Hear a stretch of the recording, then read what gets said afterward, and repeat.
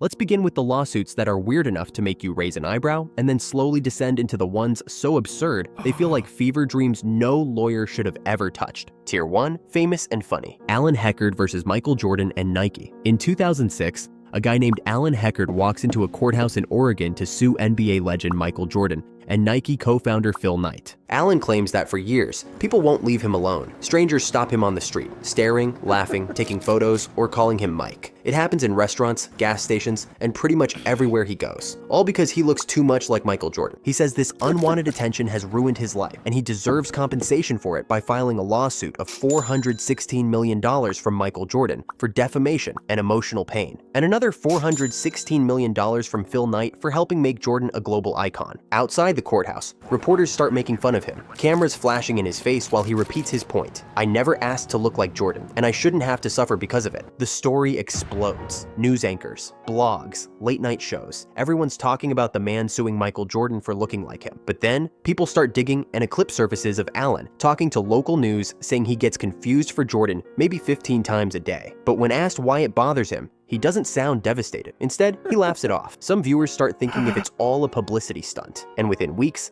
Alan suddenly drops the lawsuit with no settlement, court ruling, or explanation. 50 Cent versus Taco Bell. It's 2008. 50 Cent is one of the biggest rappers on the planet and wakes up to something extremely strange. As he opens his phone, he sees Taco Bell launching its new value menu with prices of 79, 89, and 99 cents. As a part of the marketing, they decide to challenge 50 Cent to change his name to 79 cent, 89 cent, or 99 cent to match their value menu prices. They also said that if he wraps his Taco Bell order at a drive-thru, they will donate $10,000 to any charity of his choice. However, Taco Bell never contacted 50 Cent about this or asked for his consent. Instead, they publish it openly online as a press release. So 50 sues them for $4 million.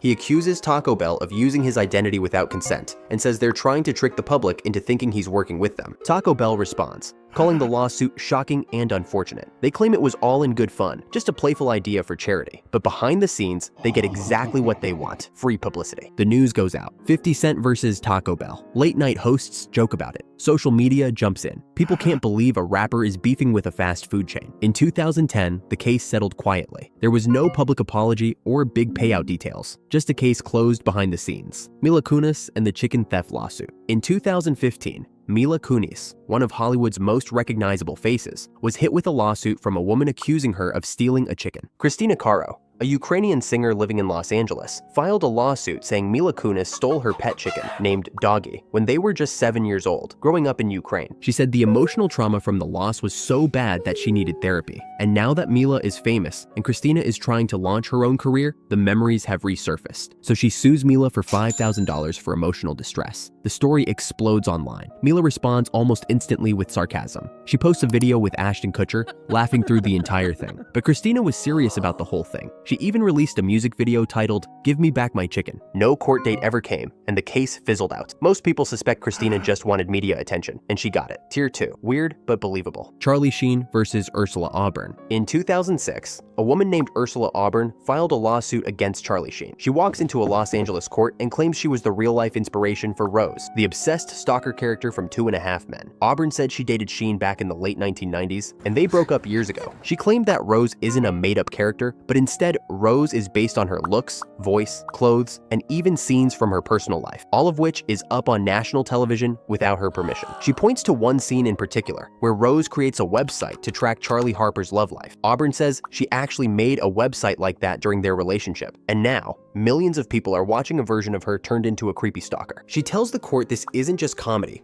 it's public humiliation. She never gave consent and wants compensation for it, but the case doesn't go to trial. In 2007, both sides decided to settle, quietly. No one knows how much money changed hands or whether Sheen admitted to anything. What's clear is that 2.5 Men kept airing and Rose kept showing up on TV. Katy Perry versus the Two Nuns. In 2015, Katy Perry wanted to buy a massive convent in the hills of Los Angeles, spanning 8 acres with a Roman-style pool, a prayer house, a watchtower, and nearly 30,000 square feet of living space. Katy offered $14.5 million, with $10 million in cash. But two nuns who used to live there don't want her to have it. In particular, Sister Catherine Rose Holtzman, who was 89 years old at the time and had taken vows that forbade her from selling to someone like Katie. So Sister Rose and Rita Callanan secretly sold the property to a local restaurateur, Dana Hollister, for far less money. When the Archdiocese of Los Angeles heard about this sale, they immediately raised a red flag. Katie and the Archdiocese sued Hollister, and in 2016, a judge agreed. The sale was canceled, and Hollister had to pay millions in legal fees. The nuns said the Archdiocese forced them out of the convent in 2011. They pooled their money to buy it in 1972 and believed they had the right to decide who could buy it next. And in 2018, Sister Catherine goes to court again and collapses during a hearing, dying on the spot. Hours before, she had told the news, "It's not doing anyone any good except hurting a lot of people." She said Katy Perry represents everything we don't believe in. After Sister Catherine's death, Archbishop Jose Gomez praised her service and held a mass for her soul. And the convent? It still went to Katy Perry. Tier 3, creepy, criminal, and conspiracies. Ana Ayala's Wendy's chili finger hoax. In 2005, Ana Ayala walks into a Wendy's in San Jose and orders a bowl of chili. At first, everything looks normal until she starts screaming as she accidentally bit into a partially cooked human finger in her chili. Suddenly, people all over America start doubting their fast food. Wendy's sales drop $21 million in a week, and reporters start camping outside Wendy's offices to get answers. Police launch an all-out investigation, but something doesn't add up. No employees during that incident were missing fingers. Health inspectors find no signs of injury, and even the security cameras don't show anything suspicious. But then the police finally cracked the code. The finger wasn't from a Wendy's worker, but a man who lost part of his finger in an industrial accident. He was a co-worker of Anna's husband, and instead of going to the hospital, he gave the finger to Anna's husband, who later gave it to Anna. She boiled the finger at her home in Las Vegas. Then, she drove across state lines to San Jose. She then drops the finger into her chili at Wendy's on purpose,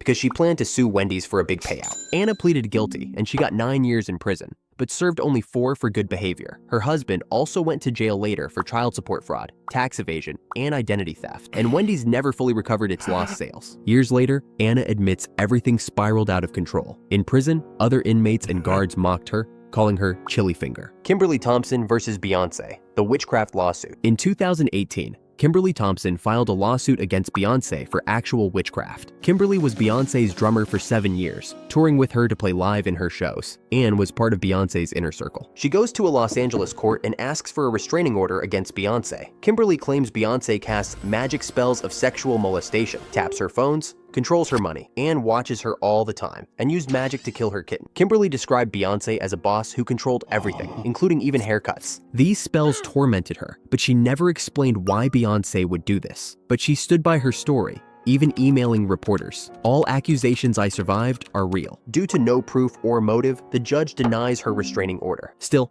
the internet explodes with memes and conspiracy theories. Some say Beyonce and Jay-Z are in the Illuminati. Others point to Beyonce's sister, Solange, using spiritual rituals at the Met Gala before this. The case never got to trial, but for a short time in 2018, the world wondered if Beyonce was really casting spells and killing kittens. If you liked this video, subscribe for similar ones or leave a comment to suggest another.